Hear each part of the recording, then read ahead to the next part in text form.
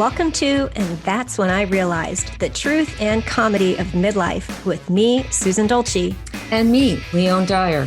We are two good friends navigating the twists and turns of that middle part of life, and we are laughing our way through it.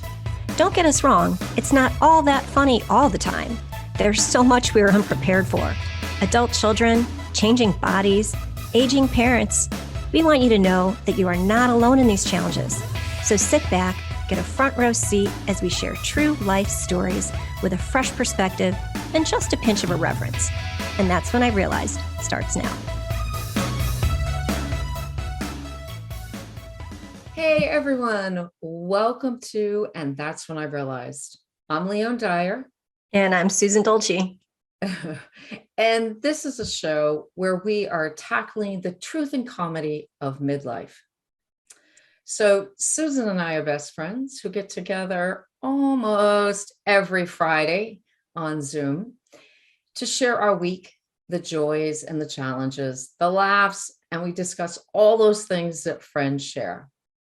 So I don't know about you, but we thought by the time we were in our mid-50s, we would kind of have everything figured out. But it turns out, as I know, buckle up. There's a whole lot we didn't expect. So in today's show, we're talking about creativity and when the creative juices go sour. So get a cup of coffee, tea, or whatever you're drinking and join us. Susan, how are you? So Leone texted me about an hour ago saying, I'm so excited for today's show. I'm an hour early.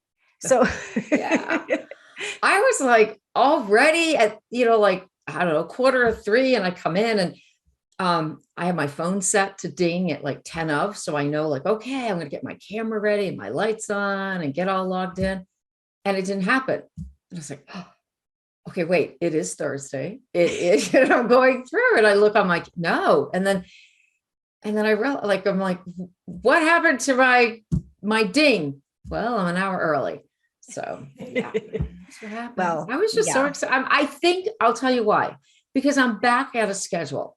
Like I am now, because like, okay, September was crazy for me. October was a little like wonky. Just, November was for the both of us. We were not on our schedule at all. So I'm like, okay, I think all that shabib stuff is behind and here we go. We're ending, what year are we in? 2021. 2021, the year that would be called the blur. The blur. Yeah. Okay. I'm ready to end and like, let's just do this. I'm happy. I'm good. So, yeah. Speaking of ready to end, we are going to be guest hosting for Dr. Pat on the 30th of December. I'm really excited about that show because we're talking about resolutions and other foolishness. So it's like, are you ready to, because I feel like 2020 was such a train wreck. And then 2021 was like, it just felt like an extension of 2020. And it seems sort of surreal that 22 is like weeks away. And like, I don't even remember what happened this year. So it's well, everything from all of my little, like everything from, is telling me 2022 is going to be a much better year. Well, amen to that. Amen to that. And so, nobody at the end of 2022, no one come back and say, wait a minute. Yes, please let it be a better year. So you had a listener friend who asked a question about like how so go ahead, you can take it from there. Okay, so I was chatting with a friend who is one of our listeners. Thank you, Kelly. And she asked, because we talk about, like, we introduce the show as these are things we talk about. So she said, how do you come up with the topics that you do? Like, how do they fall into your weekly get-together chats? Good question. So today, creativity, and I'm going to throw it right back at you, Susan, because why are we doing today's show? Because this one was definitely an aha moment for me. And I was like, this is something I want to talk about. I was kind of in a funk. I mean, I think a lot of us are. I've been sort of in a funk for a couple of months, and just feeling like everything felt so hard. Like doing the smallest thing felt hard. Like I don't like doing my social media posts. That always feels hard to me. That always feels like work. But just everything felt like it was harder than it needed to be. And I was feeling like just fatigued and blah. And I wouldn't call it depressed, but I was just like I wasn't motivated to do anything. I wasn't motivated. I wasn't motivated to work on my work. I wasn't motivated to work on the shows. I wasn't motivated to do anything. And it occurred to me that I think the issue is that I was not giving any time whatsoever to my creative side. And that is a really big part of my life. I used to be a Girl Scout leader. I've sewn since I was 9 years old. I used to make, I was a costumer. I costumed for local community theaters. I made dance costumes. So that creative side of me really, after I kind of gave up the work part of it, like the costuming part of it, it was about me and my hobbies. And I just stopped putting time into it. And I just think that that's like when I realized that I wasn't doing any crocheting. I was hardly doing any of my quilting. I wasn't even trying to come up with new, like this time of the year, I love to come up with projects to make for my kids. Mm-hmm. Like there's always something that they get that's homemade.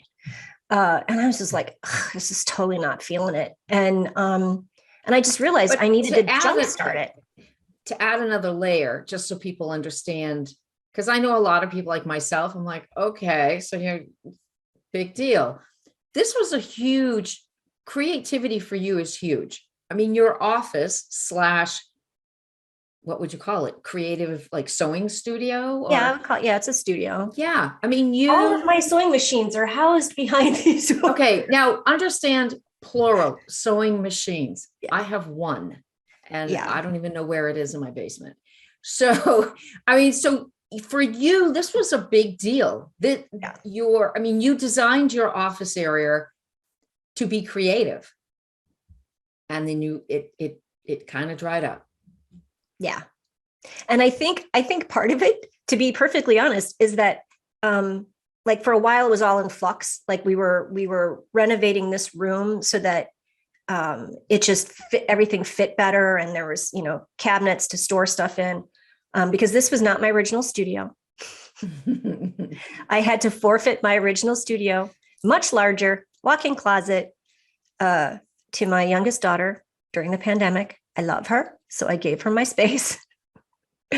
So I think it was just like everything was so, when I say everything felt hard, just even taking out my sewing machine felt hard. Like looking at a quilting pattern and coming up with, fabrics or whatever, everything just felt so hard that I just didn't want to put any energy into it.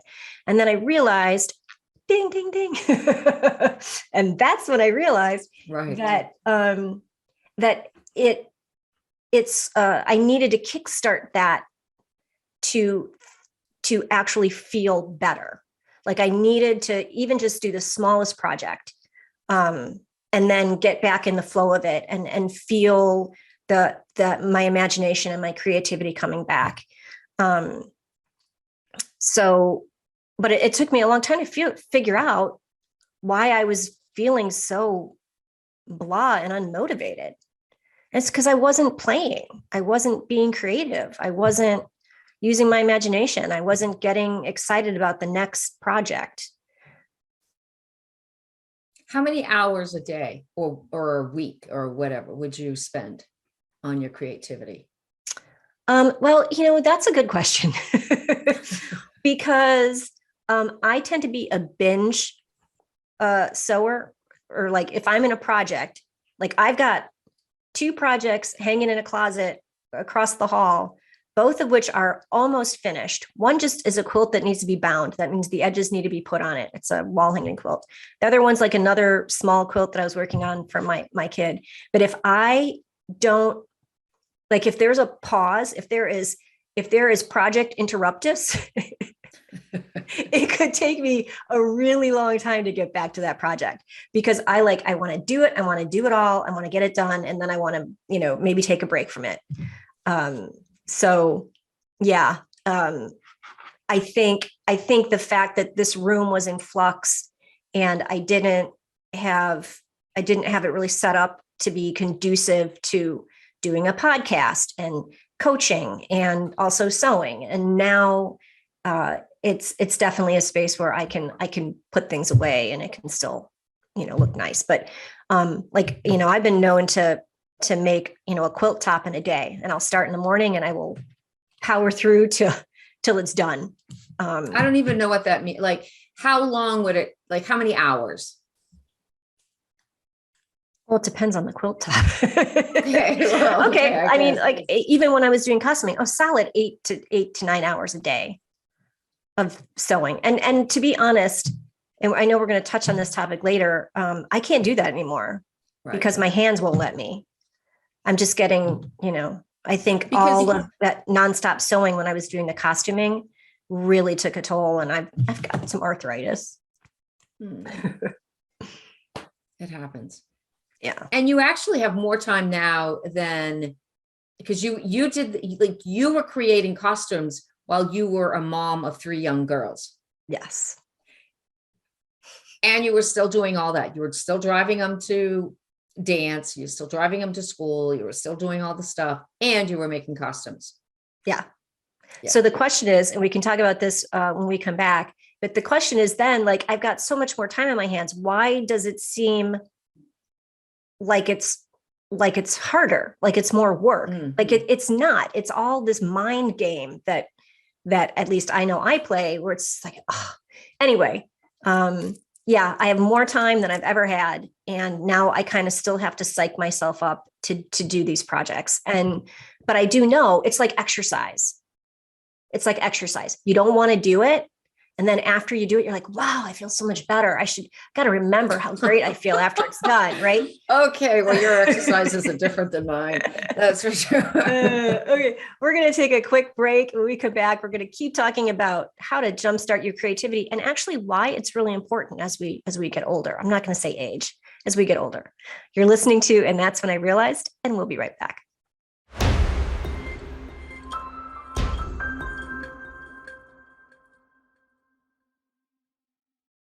Hey, everybody, welcome back. You're listening to, and that's when I realized. I am Susan Dolci, and I am here with my co-host and my best bud, Leone Dyer, and we are talking today about creativity and the importance of creativity, not just the importance in our lives, period, but the importance of it as we get older. This show was prompted by my own creative slump that I was like, why am I so miserable? I'm so unhappy. Everything is awful. And I was like, I haven't done anything creative in a while. So, my long list of, to be honest, like, I do have a long list of things that I like to do. I like to crochet. I like to sew. Pardon me. I like to clear my throat. I like to watercolor paint. But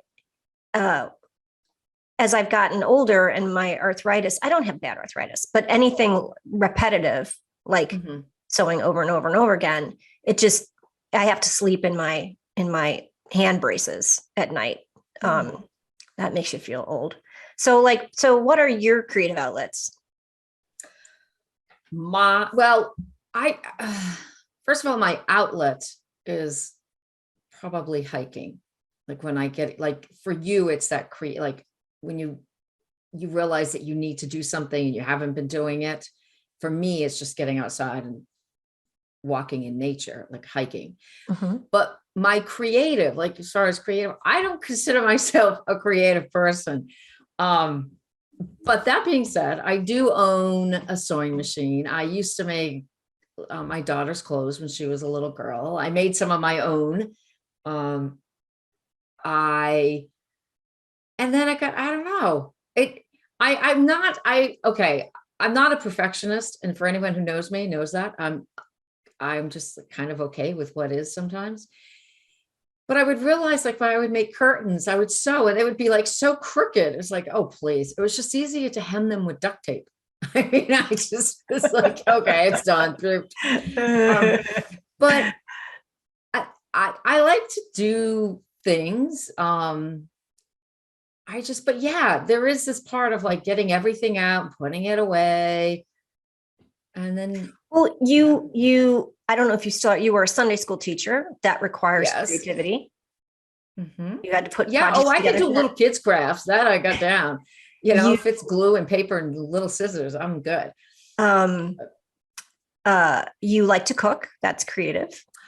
I do love to cook. And I used to make cakes. Like I used to do these like before, I mean, if I had cashed in on, if I had started like my own business, years ago, but I used to create cakes that had this immense scene on it. And this was before like Wilton Cake Factory came out with all the tools they have now. So it was probably 20 years ago, 20 years ago. And I would use tools that like in order to get the effects, I would come up with my own tool to do it. And Oh, come on. Tell us your best cake. uh, you know what it is, right? I know what it is. Okay. So I made for a bachelor party a bust. So it was a bust. And I couldn't, there's not a cake form out there for that. So There might be now. There probably might be now, but there was not then. Yeah. And I used, I had to get the right. I mean, I cooked so many cake. My poor family, they were like, no, Mom, no more cake. But to get the right bowl size, and you all know where I'm going with this. Mm-hmm. I tried different bowls in my house and I put them on it, like, okay, what is this, and everything was edible. We had little pasties. It was a hit. And then I had several orders after that and several different sizes, so it's not, I do not want that to be my claim to fame, but it was fun. Yeah, that was fun. Because and I would stay up late. Why was it fun? I think because I was being creative. I was using that part of my, like using both sides of my brain. It was definitely an outlet from spending all day at school. And then, well, I even was doing this before I started teaching, like the birthday cakes I would make for my kids, because everything had a theme and I would make okay. We're like, so going off rail here, but one year, this is how, but creativity. My daughter loved Little Mermaid. So she was like it was her 4th birthday. And I made a paper mache flounder. So for all of you who don't know, flounder is a fish, the very lovable, charming little fish. And paper mache, it was amazing, if I say so myself. And I stuffed it full of candy. And then we went outside and these girls were going to beat flounder with a plastic bat. And they all started crying because they were not going to hit flounder.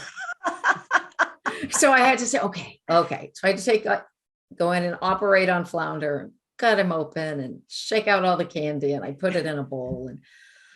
And then flounder hung in her room for until we moved to, so probably for like 3 years. So it's funny because, my oldest, we had a Little Mermaid party for her too. Mm-hmm. And I had to make everybody Little Mermaid costumes. Oh. So they all had like little coconut bras, and they weren't, they were like purple lame and little tutus, that like tutu skirts they could tie on. But the one year I did make a cake, it was I found a Pocahontas themed, it was a Wilton cake form. It was for Pocahontas. And I spent hours and hours frosting that thing, with the little star bit. And that was the last time I ever did that, made a cake like that. Because I was like, you all ate it so fast. Nobody even like savored it or like everybody just ate it. Yeah. But that is a part of the creativity, like you put all this time in, and which when I create things, like I've done, okay, now I'm going to tell you all the things I've done that creativity, but see, because you are creative. You just are not in the midst of it right now. Well, and I don't usually like what I like, and it's okay. Like for cakes, you can just, you can like hide things, and it's so easy to just not be perfect when you well, now everything is so perfect, but I have done felting, and I don't know if you know felting. Yeah. Uh-huh. And so there, sometimes it takes hours, and then to give it as a present, it feels very nice. But then sometimes it just sits there, and then it goes in a bag and it goes away, and there it is, like all that time and nothing's happening with it. So that was one of my aha moments, which I also think is part of the reason why I was in a creative slump. Mm-hmm. And that is if I'm making a quilt, or I'm making, a gift, a zipper pouch, or like you turned me on to those reusable, like sandwich bags. And I made a bunch of those a couple Christmases ago, because I'm giving it to somebody. Okay. It's a gift. Yes. Now I'm not going to go through all that time and effort and energy for me. Mm-hmm. And I'm the same way when it comes to cooking. Like I will create these, like I love to cook, and I love the whole farm to table, aspect. And I love to get like things at the farmer's market. And then it's like that, the show where you open up the basket. Like, mm-hmm. What am I chopped? Chop. Okay. I love to, just like, okay, what are we going to, or I love to, like open up my freezer and like, okay, what are we going to eat tonight, and create a meal, or my refrigerator, or if it's because even if it's for just Dan and I love that. And if it's just me, I will stand at my kitchen island and eat a bowl of oatmeal or luncheon meat out of the package. I don't do it for just me. It has to be for someone. So that's yeah. No, I'm in the same spot.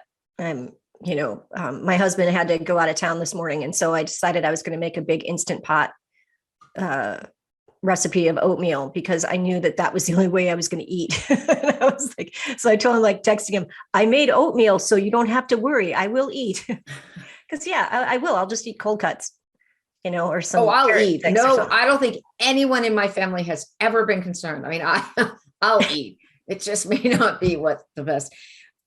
But going back, this is like a big like aha moment in overall of why maybe people stop being creative, which we're going to talk about, I think, in the next segment on as we get older, why creativity is important.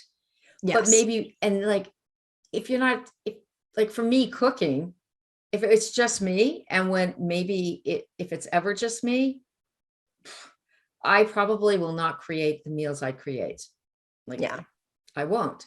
And so if I don't have someone to give a craft to, or if I'm not doing a craft for someone, or if I'm not creating something for others to enjoy, then it's not fun. Yeah. Isn't that funny? Mm-hmm. It's like thinking about all the people that I know that are creative. I think they do it to share their craft, to share their love for that. Oh, I just had this profound thing. Like, it's just, it's something you love. Like I loved baking those cakes, and I was so okay with them eating it. I wanted them to eat that cake, but it was me giving that my love to that person, or those people, or to my husband, or to my dog when I make his food. And yeah. So, that's, to me, I think that's the biggest part of it is, when I was sitting around trying to figure out what's going to be my homemade gift this year, I was like, I don't even know what to make them. And then I was like, well, because if you've given, like there was one Christmas I made a quilt for everybody through the course of the year. And I went to the long arm place and I quilted 8 quilts in one day. They thought I was nuts. They were like, nobody has ever done this in the history of the shop. I'm like, I'm sorry. But yeah, it's giving it as a gift, and that, excitement of giving it and having somebody, opening it or using it or loving it. And yeah, I mean, that was big. So, I mean, now I just have to keep that in perspective of that, whatever I'm going to do, it's either for posterity or it's as a gift, I think, and that will keep me motivated.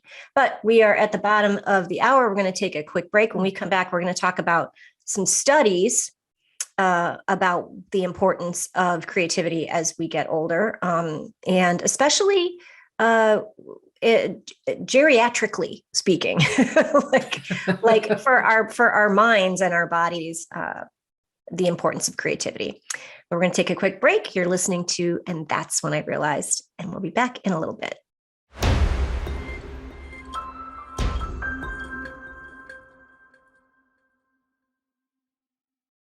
Hey everyone, welcome back. You're listening to And That's When I Realized. I'm Susan Dolci.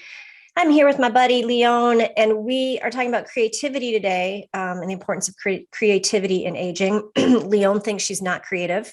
I think that's a bunch of bunk. I was like, the other day, I was sheepishly going to ask you, could you send me the download? Because you put together this bingo card for your family. Yes. Like Christmas bingo. So it's not like you're not all sitting around playing it together. You are you individually. So you created this bingo card, and I was like, did you download it from someplace or did you make it? She's like, oh, we made it on Canva. I'm like, oh, I don't want to ask for it. Like, can you send it to me? Because that sounds like fun. But see, that's creative. And it's, and it's involving your family. And I mean, that's the kind of stuff I love. We always decorate gingerbread houses at Christmas. And from the time the kids were little, and now, like last year was the first, well, I guess a few years ago, we started doing more like themed ones, because they sell them now as themes. And so last year it was the Minion gingerbread houses. Oh my God, we had so much fun. We had, I bought extra Minion action figures, and I had Minion masks, and I made a Minion cocktail. Oh my God. My kids are adults. But we have a good time. And it's again, for me to come up with all of those side things to do in addition to just the gingerbread houses, that's really fun for me. So we do gingerbread. We're doing this year where my son is creating his own gingerbread. My daughter's doing hers. And I don't know if my husband's going to do one, but I'm going to make one, and then we're going to combine them and make a little village. So we'll see. And my daughter eats it. She's the one who will eat it. My son doesn't like gingerbread, so he's going to, whatever he chooses. Yeah. No. Now, I mean, last year I finally had the aha moment of, nobody eats these. Why can't we just hot glue them together? No. You use the sugar. No. You fuse it with, okay. No. See, I'm going to say, wait, I'm a purist. Do you do the hot sugar in the pan and do it that way? Yes. Okay. Yeah. My daughter sent me a TikTok saying, Mom, we could do it this way. I'm like, hot sugar? Oh, it's no. Easy. No. I created, okay, here we go.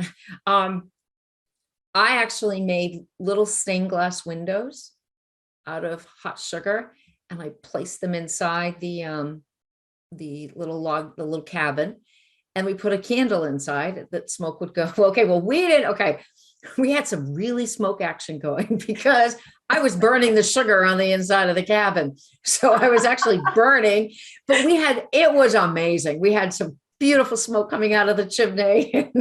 Well, yeah, I'm creative. I mean, for us, for them, it's like, I learned a long time ago too, that the kids don't care about making the cookies. They just want to decorate them. At least my kids, all they care about is decorating the cookies. So then I was like, forget about making the sugar cookie dough and all that pain. I went to Gordon's. Actually, at the time it was Market Day, and I got the pre-shaped cookies, and I would just get some frosting and some jimmies and whatever, and they would just go to town. And then they had fun, and I was making so much more work out of it. Anyway, Yeah. studies. Yep. We're going to talk about some studies. Yes. There was a study in 2001 that was funded by the National Endowment for the Arts. And it included 300 subjects around the median age of 80. And it had them participating in different types of programs. Some were musical, different activities, and their activities assessed their social functioning, and the indicators measured were social engagement and mastery. So we're talking about median age was 80. And the significant findings were, and we're going to talk about one other thing that I think is even more important when I'm done here. I know I'm reading out of a paper, but they had better health, fewer doctor visits, less medication usage, and increased activities and social engagement. And so it says, based on this landmark study, the projected healthcare cost savings are significant. And so it doesn't really matter if they're like learning to play an instrument, if they are, in a sewing bee, if they're embroidering together, or painting together. But the one thing I really wanted to point out here, and I'm trying to figure out the best way to squish this down and summarize it. So I'm just going to read some of this because it says beyond bingo. In the 1970s, leaders in the gerontology field still conceived of the last years of life in terms of inevitable decline marred by disease and senility. The limited number of arts programs available in senior centers and nursing homes were no more than arts and crafts projects or sing-alongs intended to keep people busy. Then in 1975, Robert Butler, Dr. MD, wrote this book, Why Survive? Being Old in America, which linked Erik Erikson's theory of the life cycle to the process of aging. Erikson theorized that in the final stage of aging, which he called integrity versus despair, the key developmental task was to examine one's past, come to terms with one's losses, and celebrate one's successes, thereby achieving a sense of integrity. Butler connected this process with the presumed propensity among older adults to reminisce, something gerontologists had dismissed as unhealthy, even pathological. Butler, by contrast, saw reminiscence as central to integrating one's life, working out resolved issues from one's past, present, and future, and challenged gerontologists to actively nurture this process. So when my mom lived in assisted living for 3 years, I think it was 3 years. And this was something, especially I noticed it more with the memory care patients, that because I took tours of the memory care unit, she was not in memory care, but they have outside of every resident's door in the memory care unit, there's a little shadow box. And it was so that the residents could decorate it however they wanted. They could put pictures of themselves. They could put pictures of their loved ones. They changed them out with like the holidays. And the whole idea was to help them recognize and remember their past. And they did, with most of the residents, they did a lot of reminiscing activities, like watching old movies or going through like travel logs of like where people had visited, and having the residents, to the best of their ability, share their memories about their trip to Italy or whatever. So, the final part of this is from reminiscence to arts and crafts, professionally conducted art programs. The current trends in older adult services are way beyond bingo. And to me, this is so, so important because it not only fosters, I think it helps eliminate that despair issue, because they are being creative. They do feel like they've got a skill, even if it's stringing beads on to make a bead necklace. I watched my mom do these crafts. My mom was such a crafter, such a crafter. She actually did participate in art and craft shows for a while when I was a kid. And all sorts of different, she made Christmas stockings and advent calendars, and she, sewed most of my clothes when I was a kid.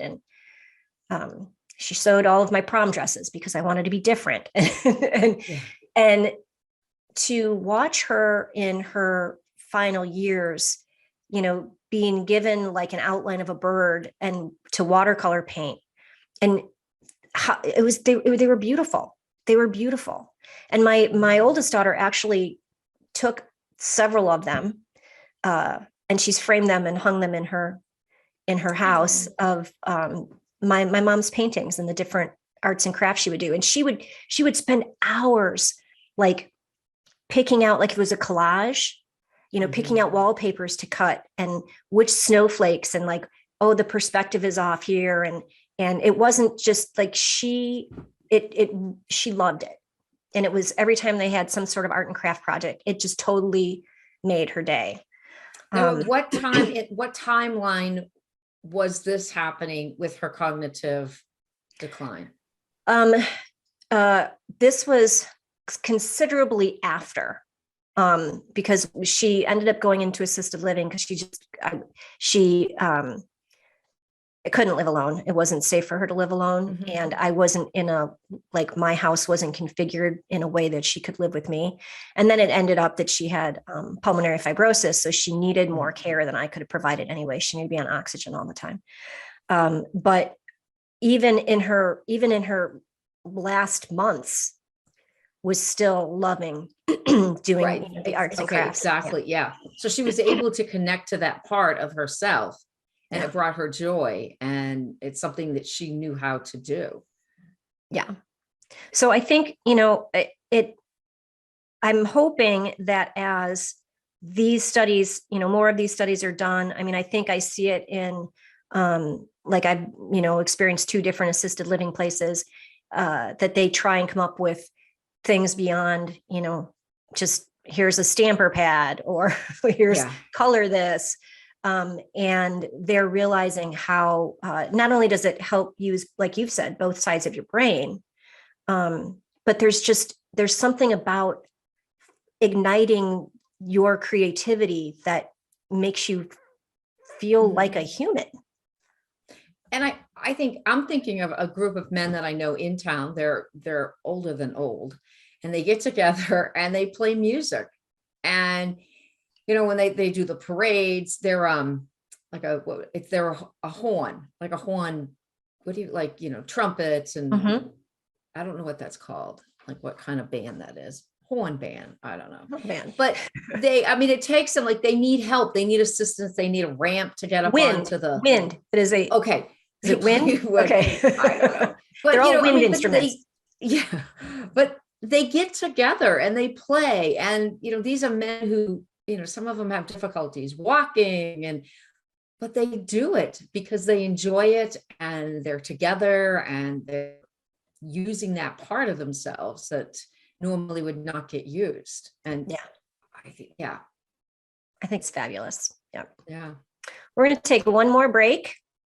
We're talking about creativity today. This is, and that's when I realized I needed to kick my creative juices into high gear. Anyway, we're going to take a quick break. We'll be right back.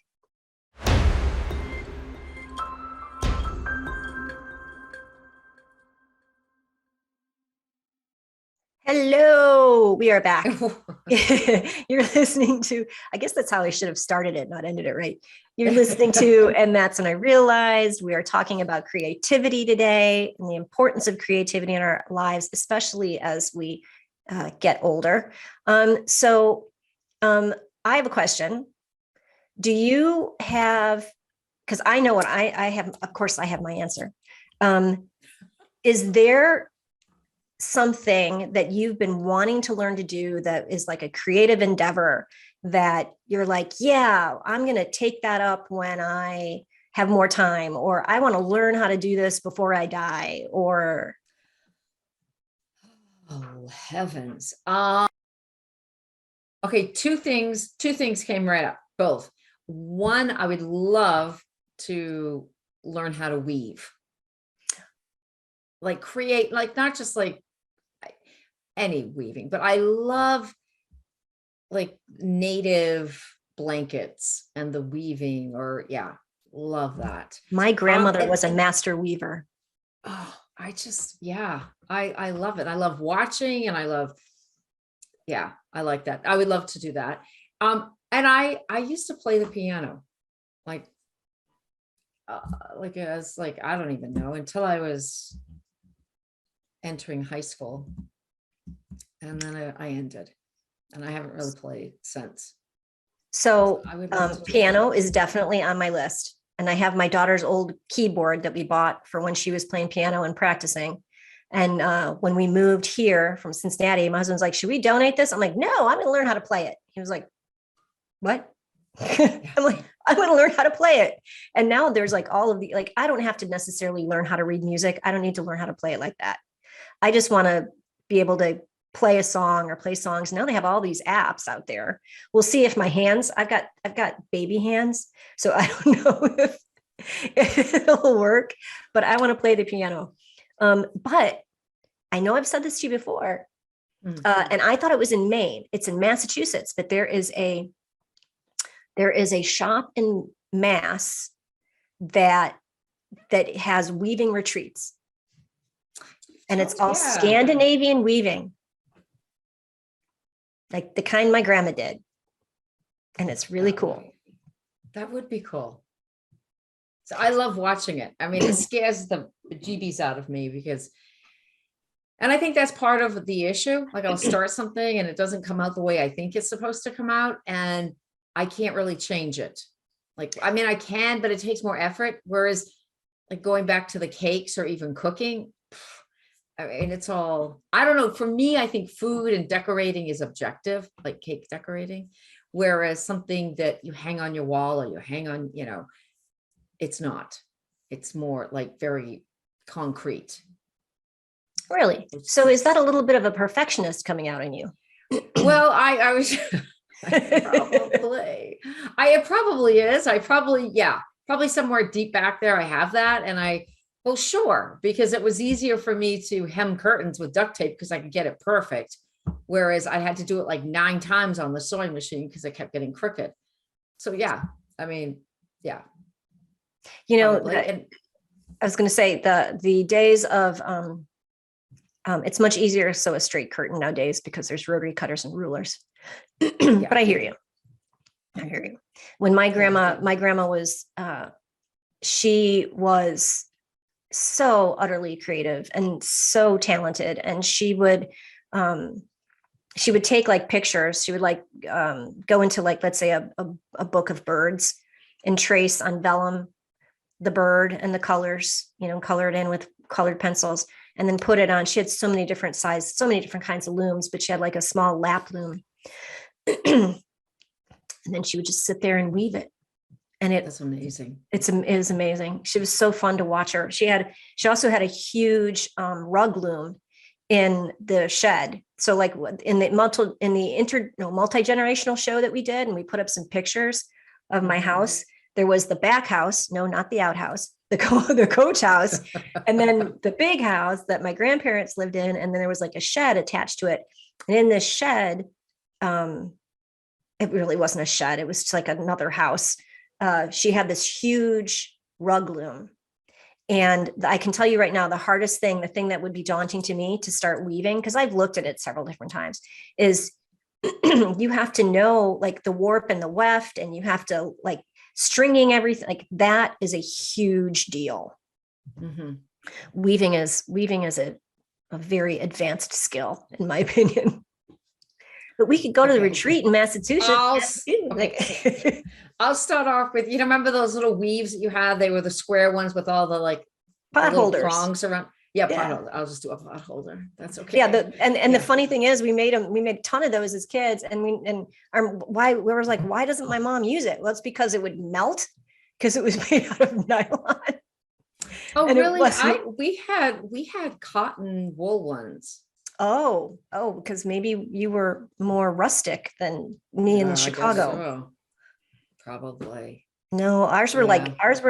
like nylon stockings cut into little rings, and then it was all. Oh, no. And it was hard. I know what you're talking about. I went to a Girl Scout camp and they had those, and I thought those were quite easy to do. Yeah. I didn't need that little hook thing. I could do it with my fingers.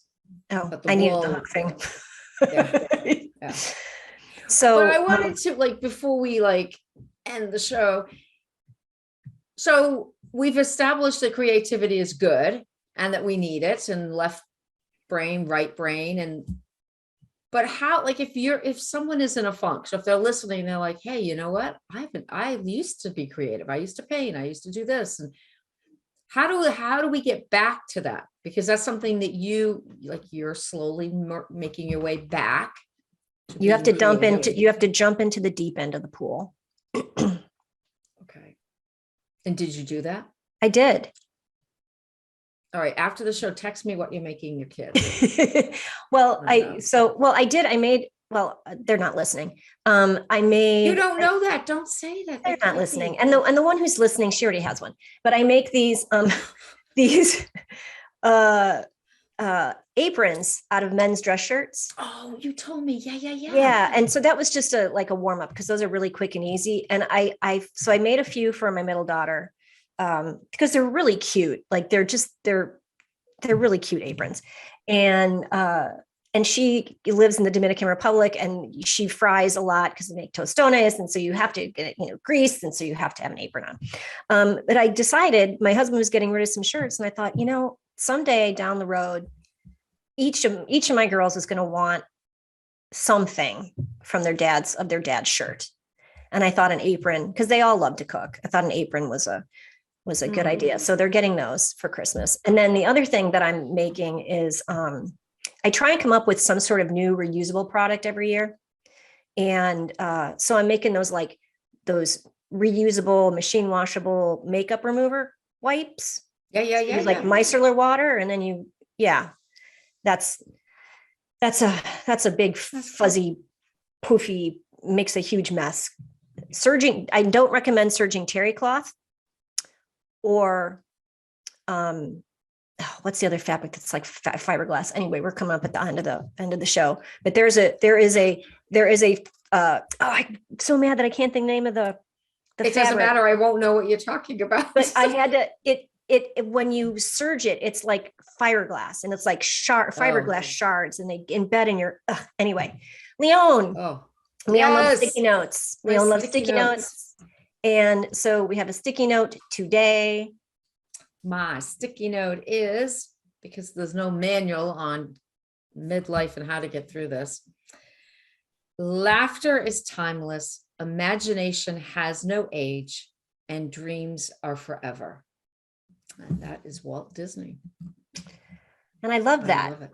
Imagination has no age. I mean, and look at him. Like, think of how creative he was. He was and I love that he connected imagination to laughter, because I have to laugh. Even in the worst case scenarios, I have to find something to laugh about.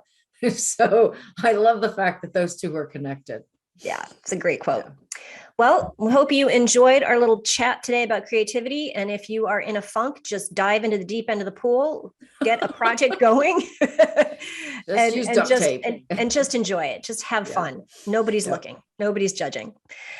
Thanks for listening, everybody. And we will see you next time. Thanks for being here with us today on And That's When I Realized. We are here to shed some light on the misconceptions around midlife by sharing real-life stories and a fresh perspective. Look, we know it's not easy, but change is constant and inevitable. Let's explore what it means to move through challenges with a dose of humor and embrace each challenge, each new discovery with a higher sense of understanding. We hope you heard something today that made you laugh and recognize the truth and comedy of midlife. See you next time.